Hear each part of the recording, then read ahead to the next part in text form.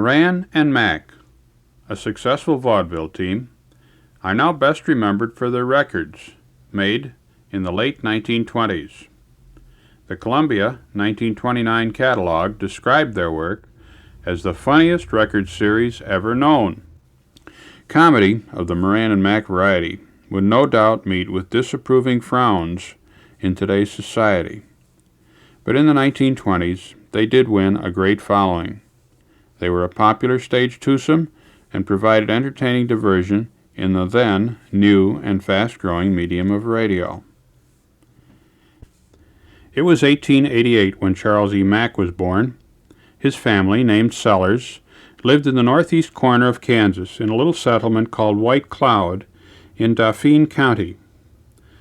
39 years later, when Mack stepped up to a Columbia microphone for the very first time, his birthplace still boasted a population under 600. George Moran was born within 35 miles of his partner at Elwood, Kansas in 1881. Don't you wonder about how similar the boyhoods of these two men might have been? They came from the same area. They made their mark in unison. Does anyone know how and when they first met or what brought them together? The opening performance in this program is a monologue to introduce the low voice and smooth pacing of Charles Mack. The recording was made in New York City on Thursday, the 22nd of December, 1927. C. Lakeith Roberts was a piano accompanist. This take was issued by Columbia on a 12-inch disc.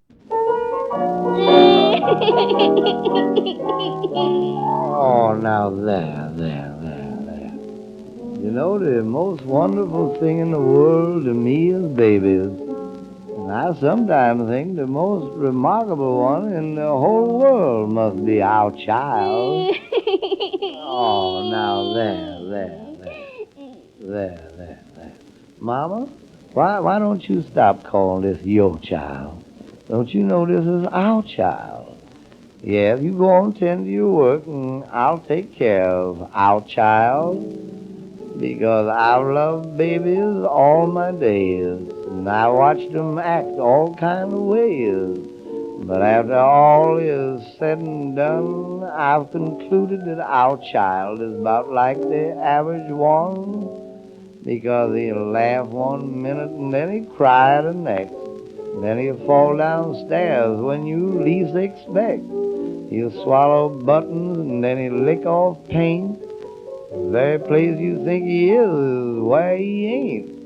Eats paper, dirt, and then he eats weeds and grass. Last week he ate the silver off our looking glass. Licks coal, wood, wallpaper, glue. And he sure can play melodiously on a rubber shoe. So after careful thoughts, our family had to form these plans. We had a muzzle made for him, and then sister, she tied his hands. We kept him muzzled quite a while. 'Twas firm, but still 'twas mild, because we knew that's about the only way we'd ever raise our child. Oh, now there. Now wait a minute. Uh-oh, it wants the bottle. Yes, well, now, there it is. Now, ain't that nice? Why, sure it is. And when you see that sad look in his eye, why, it's a sign he'd laugh when he really ought to cry. And he'd cry for something, why, just have a fit. You give him what he's crying for, and you find out that ain't it. And don't you know he won't touch the things that he really ought to eat? But the child gets frantic every time he sees a piece of meat. Wants tea and coffee. Poor little dear. Why, we dare not bring out our homebrew beer. He'll swallow things in spite of faith, and though we spank and spank, he seems to think his stomach is a national savings bank. 3 watches gone, 2 rings, 1 brooch. Why, it's nearly got us wild. Because the Ouija board has told us that they're all inside our child. Oh, now, here now, here. There. Uh-oh, it wants the bottle again. Well, now, there it is. Uh-oh. No, it ain't the bottle this time. Mama, come get your child.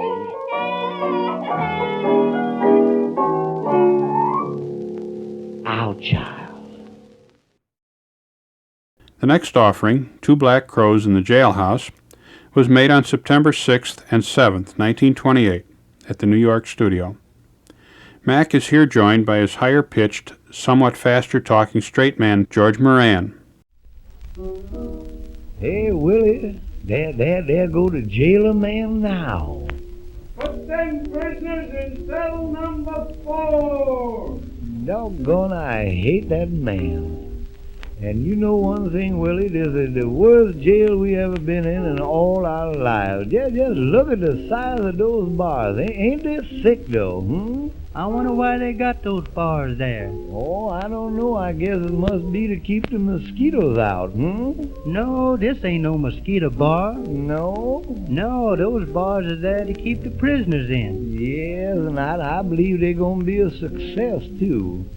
Ain't it lonesome around here, Willie, I don't like this place. I'm going to break out of here. Oh, behave yourself. You going to break out of where? I'm going to break out of this jail. Boy, the cemetery is just full of people that broke out of jails.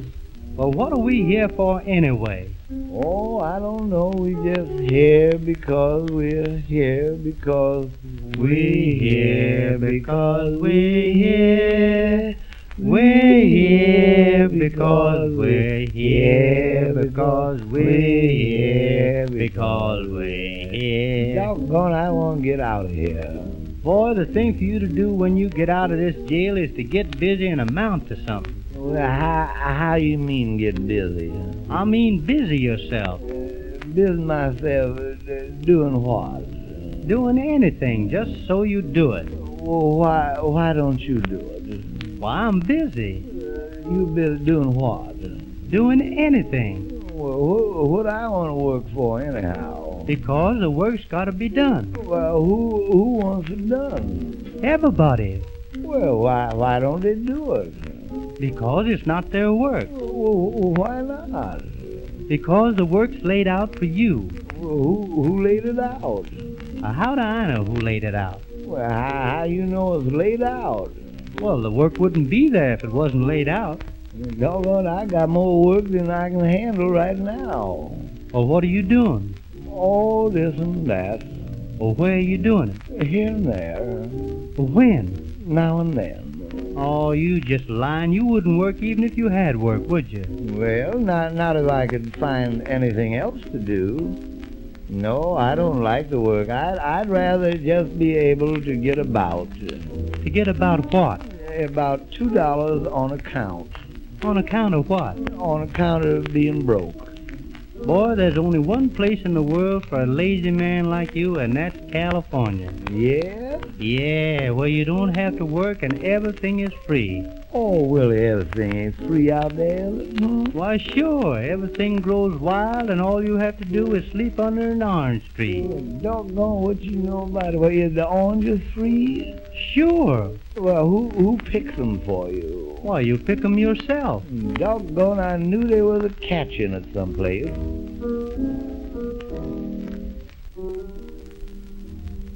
Oh, jailer. Oh, jailer. Oh, landlord.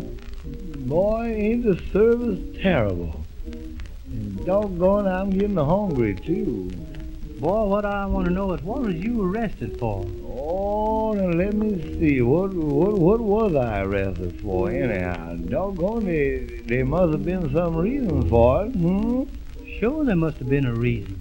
Now, let me see. What was that reason, anyhow? Oh, it couldn't have been on suspicion of being hungry. You expect so, No, 'cause we were both guilty of that. Yes, you right about that, but doggone, I know what it was now. I just thought of it. I was arrested for borrowing money. That's what it was. For borrowing money? Yeah. Why, they can't arrest people for borrowing money. Well, I know, but I had to hit this man on the head before he'd lend it to me. Yeah, and we wouldn't have been here if you hadn't ruined that landlord's door. Oh, I didn't do anything but cut holes in the door to let the cats out, that's all. Yeah, I know, but you cut 15 holes in that man's door. Well, we got 15 cats. Well, don't you know all the cats can get out of one hole? Yeah, but when I say a scat, I ain't fooling. Oh, jailer. Willie, you better let that jailer alone because you know he got a great big gun on him. Oh, I ain't afraid of that gun. He can't hit me if I get a mile away. Oh, he got a gun shoots 1,000 miles and then throws rocks at you. And they claim they got another gun here that all the gun have to do is know your address. Well, you shouldn't talk that way to me after all that good beer I got you last night. Yeah, if it wasn't for that beer, that man wouldn't have cut me with that razor, wouldn't he? Well, what did that beer have to do with the man cutting you? After I drank that beer, I was so full of ether that man had to operate on me. Well, I don't blame that man for operating on you. You knocked that man down with a brick. Well, what business is that of yours? Yes, and you wasn't satisfied with knocking the man down, but after you knocked him down, you deliberately jumped on him. Well, that's all right. Ain't I sorry? Yes, but I don't blame you. That wasn't your fault.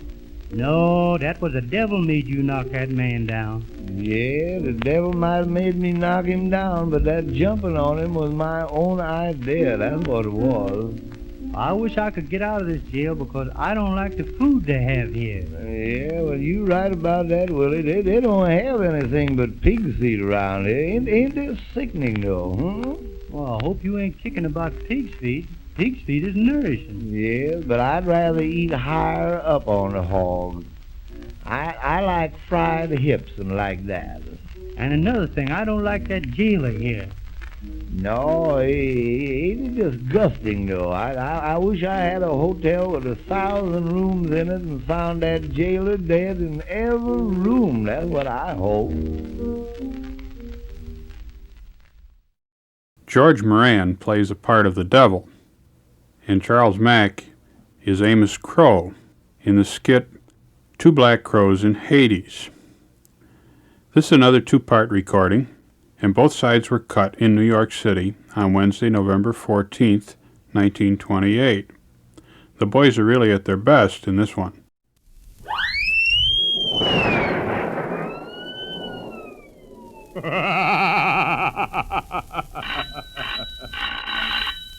Hello? Yes, this is Purgatory. The devil speaking. Who? Amos Crow? Send him down immediately. Oh, look out here with that pitchfork. You liable to jab that in somebody around here. Amos Crow? Yeah, sir. Be seated. Yeah, thank you, Mr. Devil. You know, you got an awful nice place down here. Of course, I have seen better. Amos Crow?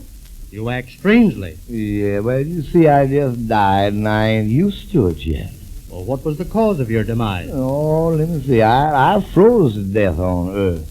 Well, you'll not freeze to death here. No, I hope not. That's why I brought this fur coat with me. Ain't it pretty, though? Amos, your record is so bad that I'm afraid the test for you will be useless. Oh, no, now. So you might as well go right on down. Oh, surely you're going to give the devil his dues around here? Well, to make the test effective, Yeah. I must first weigh your good deeds against your bad ones. Uh-oh. I must find out the good things you have done on Earth. Oh, you mean the good things I've done? Well, they are really too numerous to mention. Oh, you mention them here, all right. I wouldn't be surprised. But remember, lies will not serve you here. Don't I know that? For if you lie, I can always tell. Oh, you mean you can tell if I'm telling the truth or not? I can, How? by the chime of truth Uh-oh.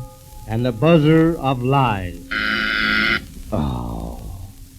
You mean that these tests tell you whether I'm telling the truth or not? They do. Oh, behave yourself. How do they tell? When you speak the truth, the chime tolls melodiously. Mm-hmm. But if you lie, Uh-oh. the buzzer will sound, and you will go down, down, down. Oh, never mind. If that buzz, I'll know where I'm going all right.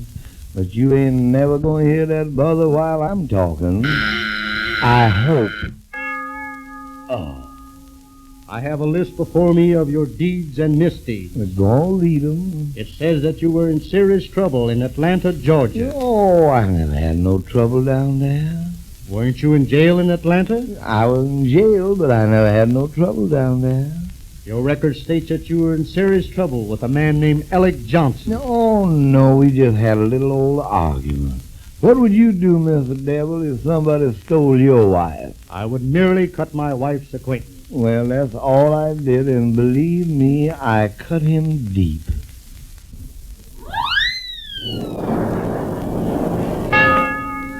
Oh, Mr. Devil, don't make those weird noises around here. They make me so nervous. Amos, isn't it a fact that on March the 13th, 1923, you robbed John Smith's hen house? Oh, no, I never robbed no hen house. No, sir, I was home that night. What night? The night I robbed the hen house. Oh, ain't it the truth? Is it not a fact that when you were on Earth, you were a dice manipulator? No, I only shot dice once. In a while. Your record states further you were guilty of insobriety. Oh, no, now. Did you ever come home intoxicated? Not over 7 times. A week.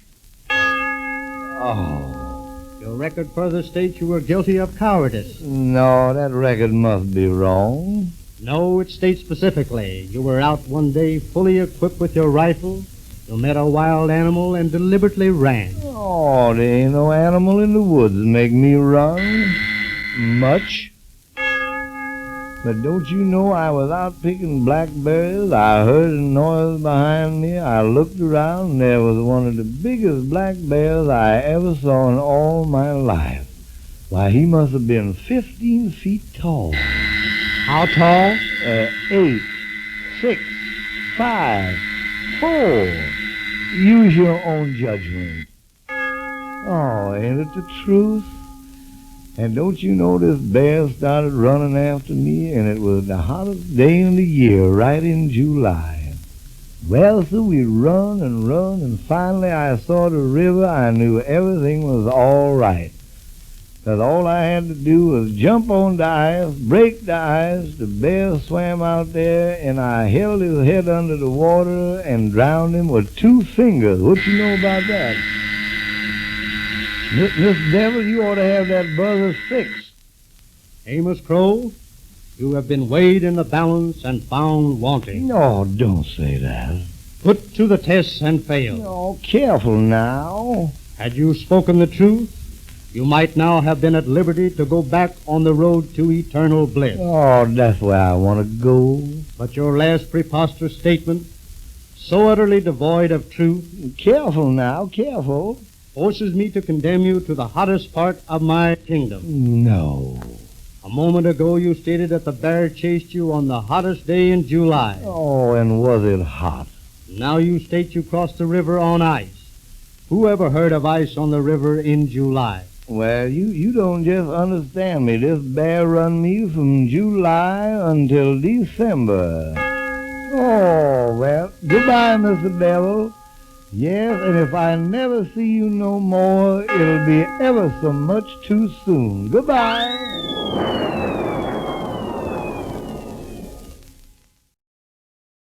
This rarely heard 10-inch single-face Columbia disc 170330-4 was never sold.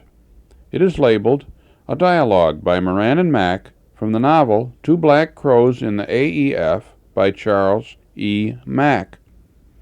The record, made in New York about May 1928, was given compliments of the publishers. Well, Willie Crow, this old crow may be leaving before long. What for? Uncle Sam, he ain't doing so good with his fighting. Outside ain't. Sure look like they gonna call me up front there to help end all this ruction. Oh, go on. What's holding you back? Oh, I don't know. I guess I must have divers' shoes on. Well, them old suitcases? Boy, there ain't enough left of them shoes to hold you back. Willie, you shouldn't talk that way about my shoes because these is patent and leather shoes. Patent and leather? Yeah, leather on top and the bare feet patent on the ground. Boy, you got the biggest and longest feet. Oh, who? Oh, you. I bet you have to back up to knock on a door. Oh, you Alabama owl, you. Don't you know there's a reason for my feet being big like this here? For what reason? Well, when I was a small boy, I used to work in the cotton fields that they fertilized with nitrates. And don't you know those nitrates just naturally develop my feet? And my Aunt Jane, she weighs 350 pounds, and Grandpa, he say maybe she must have sat down in the nitrates. What you know?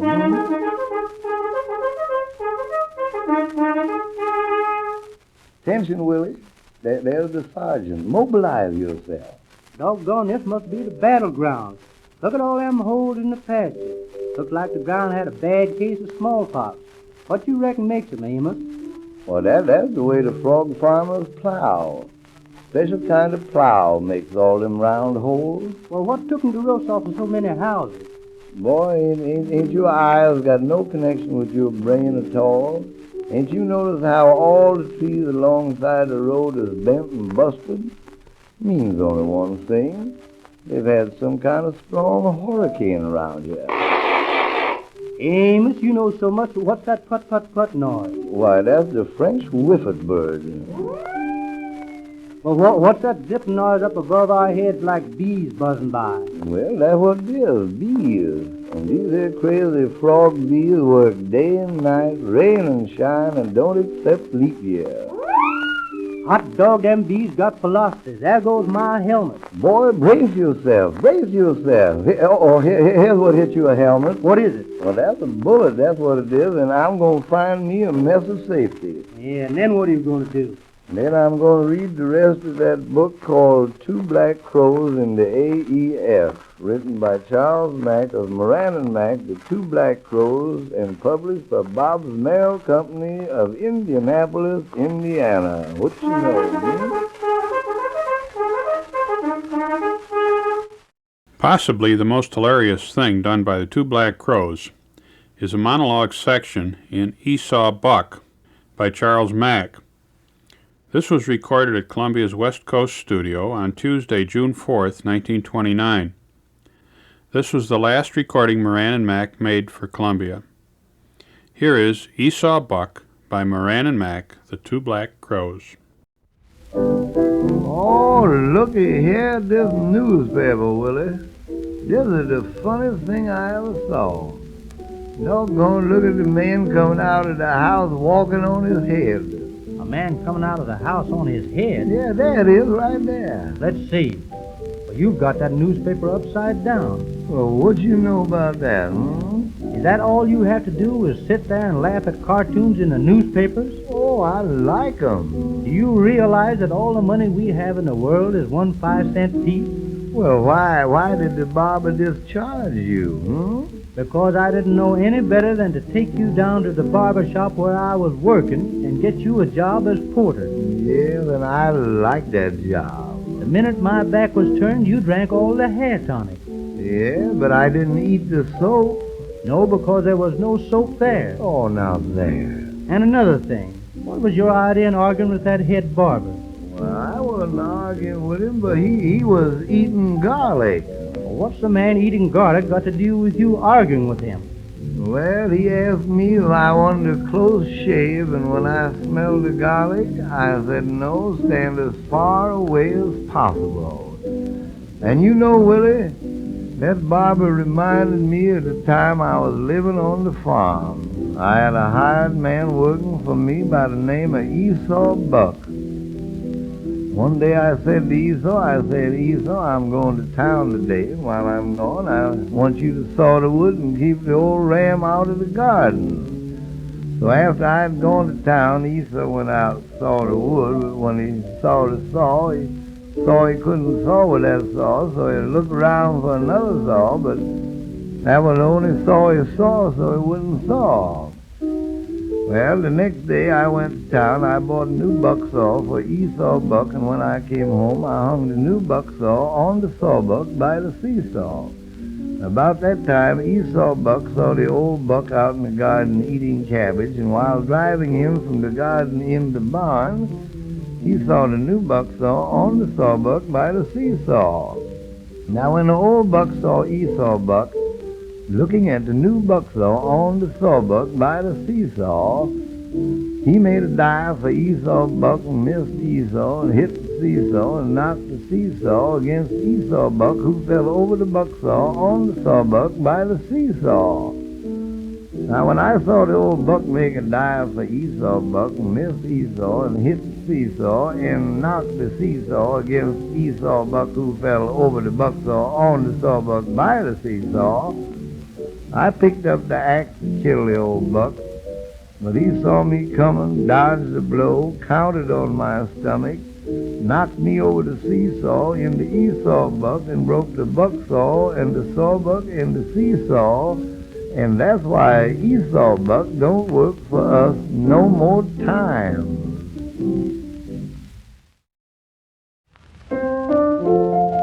Well, with the minstrel show busted, I'm going back on my father's farm. Yeah, that's all right for you, but what's going to become of me? Why, don't you know any place I go, you're always welcome? I know that. Yes, sir. Father says there's always a bed there for you. Yeah, your father's all right, but I figured on doing a little eating, too. Didn't my father feed you well the last time you was there? Yeah, your father didn't give me anything to eat. He just showed me a rabbit track and said breakfast is on the other end. And doggone it, didn't I nearly run myself to death? Well, Father just wanted you to earn your breakfast, that's all. The trouble with your father is he's too stingy. My father's not stingy, he's just economical. Yeah, that must be a new name for being tight. Oh, my father's not stingy. Why, your father is closer to the next minute. Why, he's so economical, he ain't spent but $11 in 5 years. Oh, that ain't nothing, Willie. I got a brother so economical he ain't spent a cent in 15 years. No? No, but he'll be out next Thursday. You shouldn't talk that way about my father, because he's got religion. Yeah, and I bet if he has, he's got it in your ma's name. Yeah, but my pa was mighty good to you when you was one of his pupils. Oh, your pa may be all right, but I couldn't use him. All he did was give me hard examples, and if I couldn't do them, he put me in the dump seat. That's where you belong. It took you 4 weeks to learn how to spell stovepipe, and now you can't spell it. Oh, whom can't spell stovepipe? Go on, let me hear you spell it. Stovepipe? Yes, stovepipe. Stovepipe. Stovepipe. Can you spell it? Sure, I can spell it. Well, then, why are you asking me? I want to see if you can spell it. Oh, I can spell it all right. Let me see now. Stovepipe. Doggone, that's easy, Willie. Come on, give me something hard to spell. No, I want to hear you spell stovepipe. Stovepipe. C-O-D-O-G-C-O-S-T-C-A-T cat. How is that, Willie? That's fine. Now spell stovepipe. Doggone, you bound to have your stovepipe, ain't you, huh? Let me see now. Stovepipe. C-E-D-E-O-V-C-E-V-O-E, squidgy-widgy, Y-P-E-P-I pipe. What's that squidgy-widgy P-I-P-E pipe for? Well, that's for the elbows, joints, and rivets. Well, Amos, I'll see you subsequently. No, if you see me, it'll be accidentally. Because I gotta go down to the hothouse now. What are you going to do down there? Oh, I just want to find out why blackberries are red when they're green. Another routine featuring Charles E. Mack backs up the 12-inch record of Our Child. This title is more serious, but the content of Elder Eatmore's sermon on throwing stones is in the same humorous vein for which Moran and Mack won their laurels. Record 50061D was recorded in New York on December 23, 1927. It necessarily had to wait the following year for distribution. Here's the good word, brethren. Deacon, put more ice in the pitcher. Yes, sir. Because the elder is in bad humor this morning. I take my text this morning from the 11th of the Ecclesiastes. Let he who is mostly without sin throw the first rock. Of course, what it really says is, let him cast the first stone. But I ain't taking no chances on you all misunderstanding me. For 20 years you've been throwing rocks at one another, and you wasn't satisfied. No, you had commenced throwing them at me. Nothing. And I ain't gonna warn you no more. But in the language of that great prophet Henry Ford, watch your bumps. Watch your bumps. What did Nicodemus say? I say, what did Nicodemus say? Well, what did he say? He said, wash me, and I shall be whiter than snow. Amen. That'll be all right, too. There's a lot of you here this morning that think you've been washed, but you ain't even been sponged. Ain't no use grunting. On night before last Thanksgiving, I think it was about midnight, certain brother, he's sitting right here out there, was coming down the road toting a bag, and he sees another brother coming over a fence and toting a bag. Now, neither one of these brothers spoke, but a sound from the bag of the brother on the fence indicated that he had secured for himself the main obstacle for Thanksgiving dinner. Now, that other certain brother had in his bag a member of the same family, but it wasn't exactly the kind of bird generally used for Thanksgiving dinner. And this filled that certain brother's heart so full of jealousy and malice that he goes straight home and tells his wife what he sees. And that does settle it. Ain't it the truth? Yeah, you know it's the truth. You know it's the truth. His wife tells her sister tells her friend, and the first thing I know, every member of this congregation is whispering around here that me, stole a turkey. Preposterous. There ain't no use fewing. In the future, any of you all that throws rocks at me, I'm going to throw 'em right back at you. And then when I start to throwing friends, I shall miss nobody. There's silence. Now, this certain brother that I've been talking about will kindly lead us in prayer. Sure now. The scripture says that who the God would last destroy, they first makes bad. Oh, no, now. And Elder Eatmore sure is acting crazy. Now, there. On last Thursday night, I almost had to tote home. No. I almost had to carry home bodily. Wait a minute. And Lord, he was so full of Applejack. Careful now. Who was it stole all the largest money? Oh, Lord, I say, stole all the largest money and lost us playing 5 1/2. Who was it, I say, stole... Doxology. Use all the doors. Yeah, we are all leaving now. And don't forget next Thursday night at 8 p.m. in the basement. Everybody bring your own diet. We are all leaving now. Two Black Crows, Parts 1 and 2, were recorded on March 14, 1927 in New York. Overwhelming acceptance of this disc, and 3 more in the same series, make Moran and Mack one of the best remembered comedy teams from the 1920s. Here are all 8 of these immortal sides in sequence.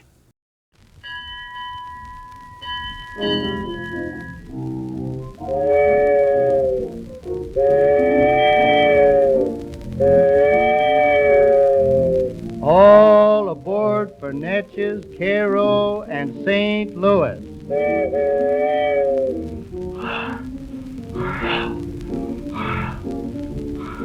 Doggone, look at that black smoke coming out of that chimney. I bet that old fireman is busy. Doggone, seems like every time there's an excursion, I'm always broke. Yeah, and you wouldn't be broke if you'd go to work. I would work if I could find any pleasure in it. Well, I don't know anything about pleasure, but boy, always remember that the early bird catches a worm. The early bird catch a what worm? Why, any worm. Why, who cares about that? Everybody knows the early bird catches a worm. Well, what of it? What about it? Catches it, that's all. Well, let him have it. Who wants the worm, anyhow? What's his idea in catching a worm? Why, he catches a worm 'cause he wants it. Well, what does he want with it? Well, how do I know what he wants? Well, how you know he wants it? How you know that? Well, what's his idea catching it if he don't want it? Well, what's the worm's idea in being there? Why, the worm lives there. He live where? He lives where he is. Doggone, I don't even know where he is. I don't know that. Why, he's home, that's where he is. Well, I'd rather not hear any more about it. Which is the early bird? Which bird is early? Why, the first bird gets there is the early bird. Well, what causes that? Because he's the first bird there. Yeah, but suppose some other bird got there ahead of him. Oh, boy, you don't seem to know anything. What's wrong with you? Oh, I don't know. I don't feel well. Well, what's the matter with you? Oh, I don't know. I was the doctor, and he told me what to do, but I didn't do it. He said to take 1 pill 3 times a day, but you can't do that. Well, what else did the doctor say? Well, he said my veins are too close together. He said what? He said I had very close veins.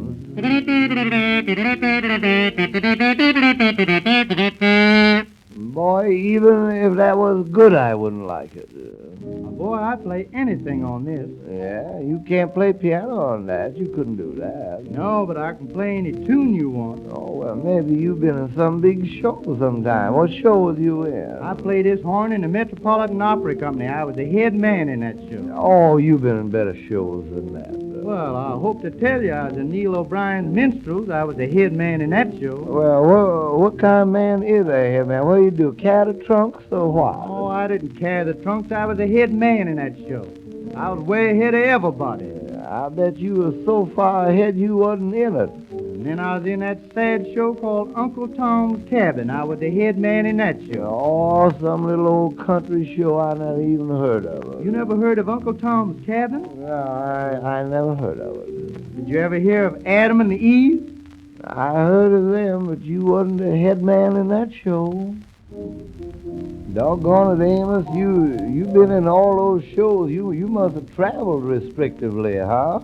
Travel? Boy, I've been all over Europe, Asia, Cincinnati. Cincinnati, Ohio? Ohio? Ohio? How you spell it?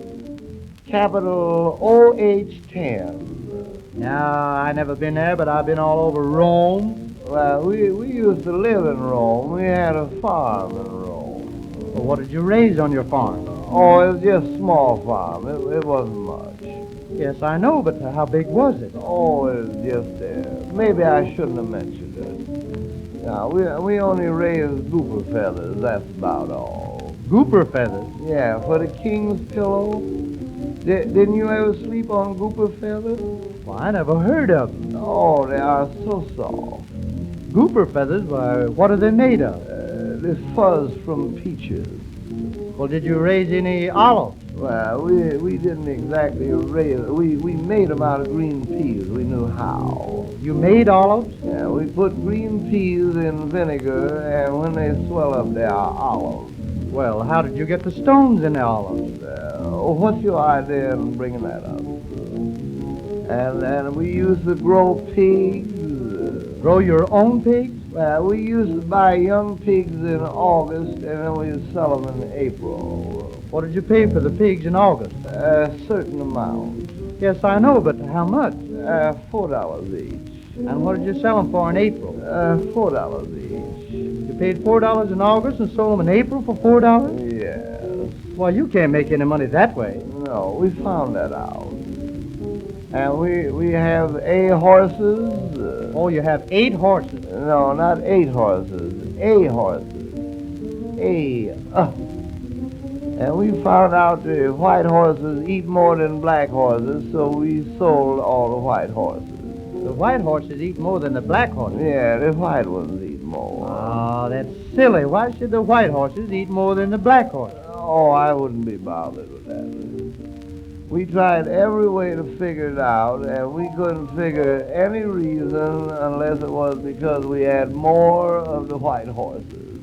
Well, did you have any chickens? Yeah, we had 1,000 chickens and 999 laid eggs. What's the matter with the other one? He is head man.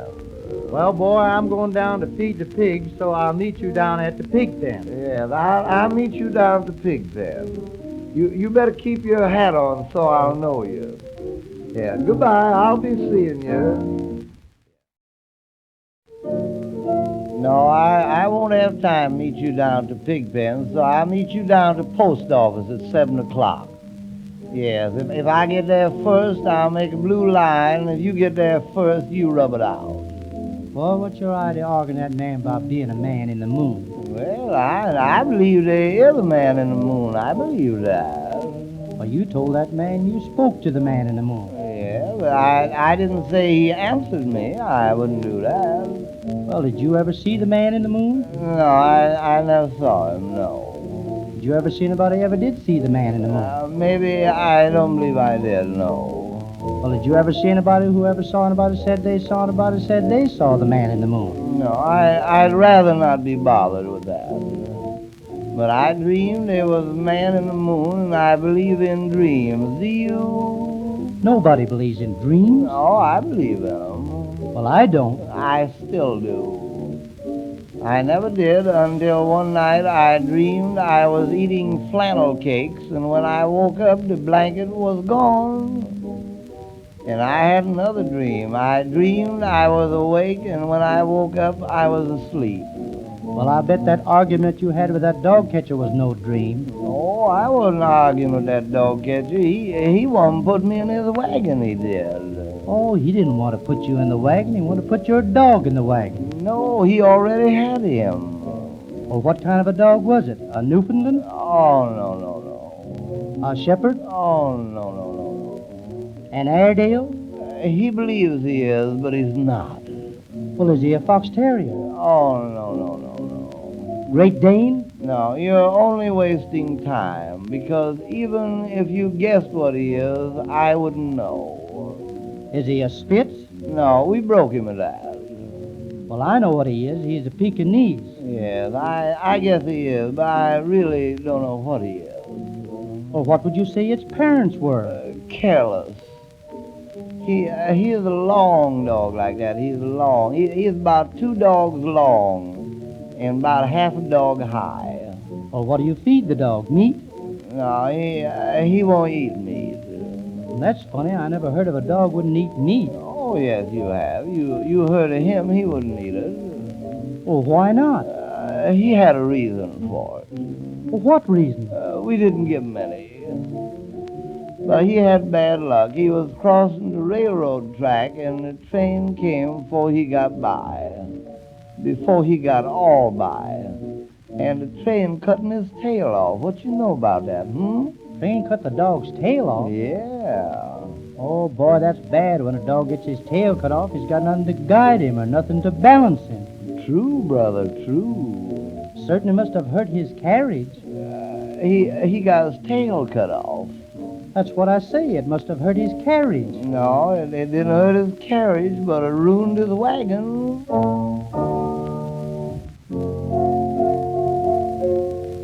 Boy, don't you know you ain't never going to mount to anything and hang around these dance halls? Oh, I like it around here. I think it's luxurious around here. Look at that lady with that pretty red hat. Ain't she pretty? I certainly would appreciate if I could enjoy myself like that. Oh, boy, you don't appreciate anything. Oh, I appreciate it. It was appreciable. You didn't appreciate that job I got you last week. Oh, yeah, but that wasn't no good job, was it? Why, certainly. I got you a good job, and you got fired the second day. Oh, good job. Bathing dishes. Who ever heard anything like that? Who said anything about bathing dishes? I got you the best kind of job. All you had to do was stick your head through that little hole in the canvas, and when the man threw the eggs at you, all you had to do was duck. Yes, I don't want to hear no more about that job. Duck eggs. Boy, that left-handed man was brutal. How do you mean? Oh, you knew that man rung in a billiard ball on me. You knew that. A billiard ball? Yeah, and that ain't all. Believe me, he had some English on it, too. Well, when you saw the ball coming, why didn't you duck? Oh, I did duck. Well, if you ducked, how did you get hit? Well, I tried every way to figure it out, and I couldn't figure any reason unless it was because I paused too long. Well, when the billiard ball hit you on the head, did it hurt? Oh, how could a billiard ball hurt your head? No, it just seemed like a dream, that's about all. But I'd rather train lions than like that. That's the kind of work I like. Well, to be a lion trainer, you got to be very quick. Well, I'm quick. Well, how quick are you? Oh, I'm hasty. I'm so quick when I go to bed at night, I turn out the light 20 feet from the bed, and I'm in bed asleep before the room is dark. Oh, boy, when are you going to stop lying? No, that's a fact. And all you got to do to train lions, you just throw salt on his tail, and then you got him, or else. Else what? Else you in an awful fix. No, the first thing you do, you get up early in the morning, go down to the lion's cage and get a great big piece of raw meat. Yes. You throw the raw meat into the lion's cage. Mm-hmm. And then all you do, you open the door, jump inside the cage, and take the raw meat away from the lion. No, behave yourself. Boy, you got lion training mixed up with suicide. And then all you do, you look the lion right straight in the eye and make him believe you're not afraid of him. Oh, you got to make him believe you ain't afraid of him. Well, I couldn't look a lion in the eye and be so deceitful. I couldn't do it. No, I'd rather do like Daniel did in the lion's den. That's the way I'd like to train him. Well, I hope you don't believe all you heard about Daniel in the lion's den, do you? Well, I don't believe he swallowed the whale. I don't believe that. But I believe Daniel was in the lion's den and the wild lion never touched Daniel. Just licked his hand. That's about all. Yeah, but they wasn't wild, ferocious mountain lions. Oh, sure. Well, what kind of lions was it?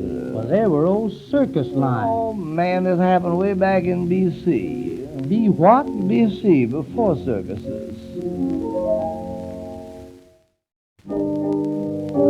Yeah, but I ain't afraid of lions because I used to live on a farm where there were thousands and thousands of lions.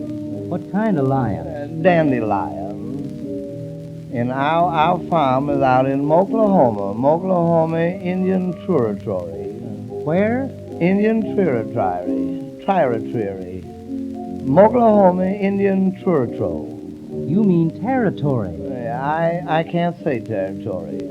Well, you just said it. Well, I didn't mean to. Well, where is this Oklahoma? Oh, it's way out in Africa. Where? Africa. South Africa.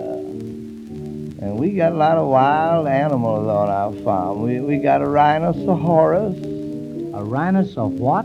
A rhinoceros. You heard me. You ain't blind.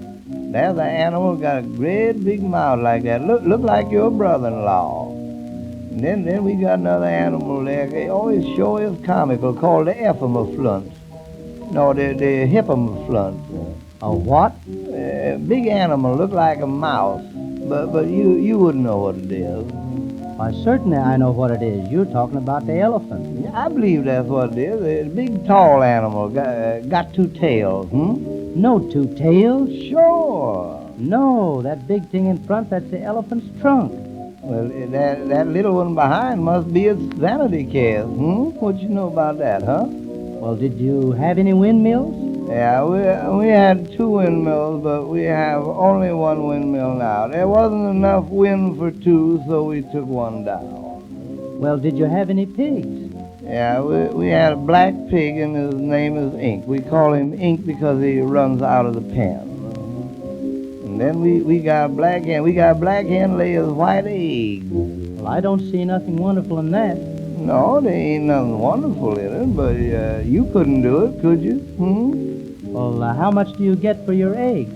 Oh, we get ever so much for eggs. We get 35 cents each for eggs. 35 cents? Well, you know that's a lot of money for 1 egg. Yeah, but that's a whole day's work for a hen. You got to look at that. What?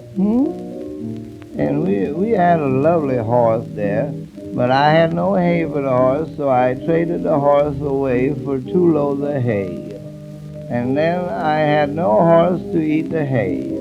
But the man I traded was a nice man, and he loaned me the horse until he ate the 2 loads of hay. And now we got reciprocity.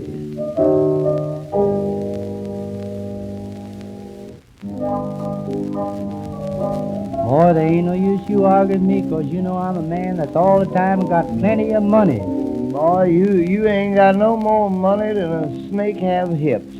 Yes, and that ain't all. You know, anytime I got money, I'm all right. Yeah, you all right when you got a dime, but the minute you get over a dime, you are uncontrollable. Yes, and you ought to be ashamed of yourself to talk that way to me after all the favors I've done for you. Yeah, what favors you ever done for me? How about the time that man was going to cut you with that razor? Didn't I help you? In what way? Why, I stopped the man from cutting you. Well, what good did that do? I didn't want the man to cut you. Well, what business is that of yours? It's none of my business, and the next time I'll let him cut you. Well, you had good reason for helping me. You wasn't going to let that man cut me as long as I had your overcoat on. Well, I got to leave you now. I'm going down to the ball, so I don't suppose I'm going to see you anymore. Well, if you going to the ball, you're going to. I believe I'm going to the ball, too. Boy, you can't go to that ball. You got an invitation? No, I don't need no invitation. I'm inviting myself. Yes, but you got to have an invitation. No, I don't need it. I know the man on the door, and I'm going to ask him in a nice way, can I get in? If the man say yes, I'm going in. If the man say no, there ain't going to be no ball. Why, don't you know they ain't have to let you inside that ballroom? Well, if I don't get in, there ain't nobody going to get out, and that ain't all. I'm going to have my razor with me. Well, you wouldn't cut me, would you? No, not intentionally. But, brother, when those lights go out, I ain't going to know you from anybody else. But what I want to know is how you going to get in this ballroom? Well, I'm one of the musicians. Oh, you couldn't play on that thing, can you? Certainly. What do you want me to play? Well, you know Annie Laurie? Certainly. What's she doing now? Well, how do I know what she's doing? Well, I'd like to hear you play Annie Laurie one time. By golly, that's it, all right. Play it again, will you? Oh, boy, that's good. Don't play it no more. Now, you know any other songs? You know In the Shade of the Old Apple Tree? Certainly. I'd like to hear you play that one time. Doggone, I like that better than Annie Laurie, I do. And you know that song Everywhere? Everywhere, boom, boom. Everywhere, boom, boom. You know that song? You mean the war song over there. Oh, yeah, over there. That's right. Play over there one time. Oh, that's over here. And I'm leaving for Canada immediately.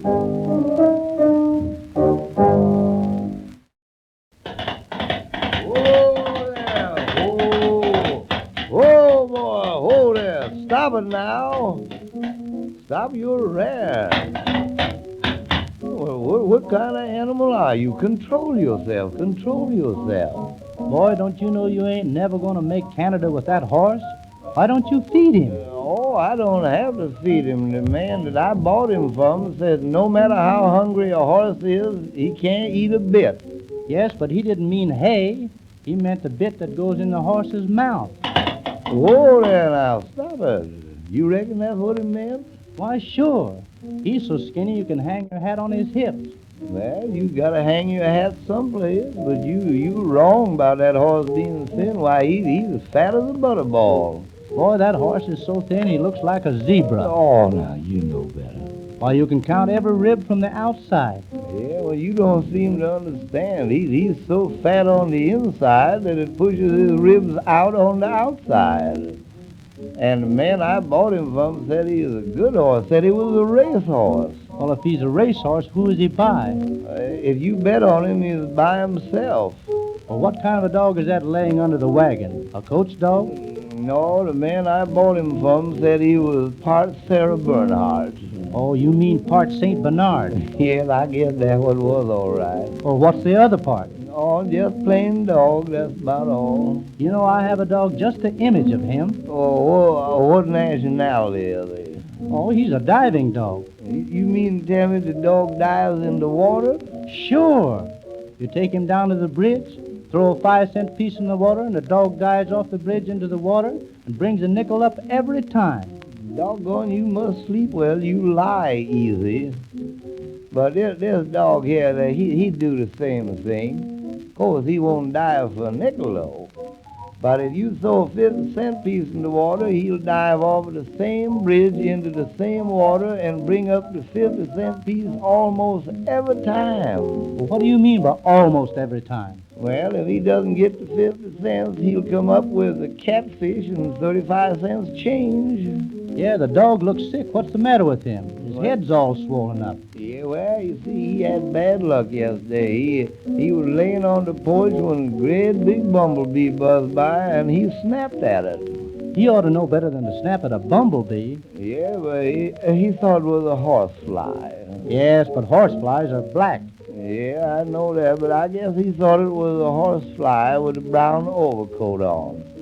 And of course, when he snapped at this yellow jackets... You mean the wasp? Yeah, the wasp. I mean that bee with the concealed weapon. Don't you know that bee got so mad that it just buzzed around a little while and finally it lit right on the dog's lip. You don't mean to tell me the bumblebee lit on the dog's lip? Oh, fluently. Well, when the bumblebee lit on the dog's lip, did it hurt? No, it didn't hurt when he lit, but oh man, when he sat down.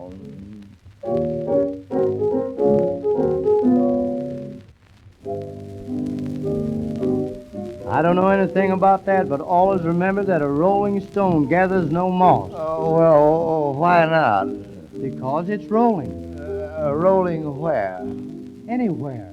Well, who started it? Nobody started it. Well, how you know it's rolling? Why, everybody knows it's rolling. That's just a saying. Well, yeah, but who said it? Well, how do I know who said it? Well, how you know they said it? Said what? Well, how do I know? That's just it. You don't know anything. If ignorance was an alley, you'd be a boulevard. Oh, don't. Well, why would I? Because you're dumb. I know, but in what way? Why, you haven't even the ambition of a worm, have you? Huh?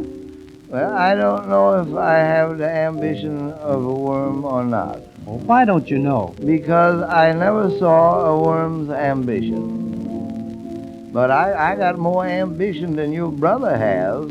Yeah, but my brother's smart. He's got brains. Yeah, I bet if he has, they're scrambled with eggs. No, sir, my brother's got a good head on his shoulders. Oh, that ain't no head. That's just a knot on his body to keep his spinal cord from unraveling. And he's bow-legged, too. Yeah, but he can't help that. No, and your sister is knock-kneed. Don't you dare say anything about my sister being knock-kneed. Oh, I ain't saying nothing, but your brother is so bow-legged and your sister's so knock-kneed when they stand beside each other, they spell O-X, ox. If I hear no more of that talk, you know what I'm going to do? I'm going to take my fist and sew up your left eye. Who's going to sew up what eye? I'm going to sew up your eye. Why, ain't that funny? It don't read that way in my book. No, my book read, as ye sow, so shall ye reap. No, it ain't gonna come out that way. I'm just gonna hit you so hard on top of your head, I'm gonna break both of your ankles. Well, if you do, I'm gonna run you so fast you'll show the bottom of your feet so often people think you're kneeling in prayer. Boy, if you ain't careful, I'm gonna fly on you. If you fly on me, you're gonna lose some tail feathers. You one of those bad boys, Yes, I'm bad. Well, how bad are you? Give me an idea. Rate yourself.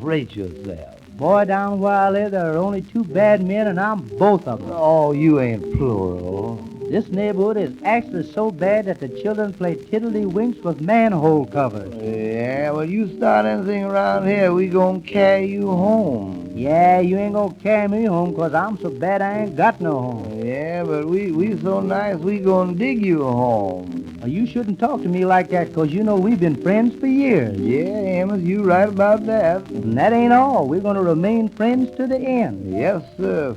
Friends to the end. All right, then. Loan me $10. That's the end. In the early 1930s, health problems forced Charles Mack to dissolve his successful partnership. He died in Mesa, Arizona, January 11, 1934, victim of an automobile accident. George Moran outlived him until August 1, 1949, when he succumbed at Highland Hospital, Oakland, California, from the effects of a stroke. Although Moran and Mack are gone, the two Black Crows continue to entertain, winning appreciative audiences in each new generation. Program script by Merritt Malvern, January 1977.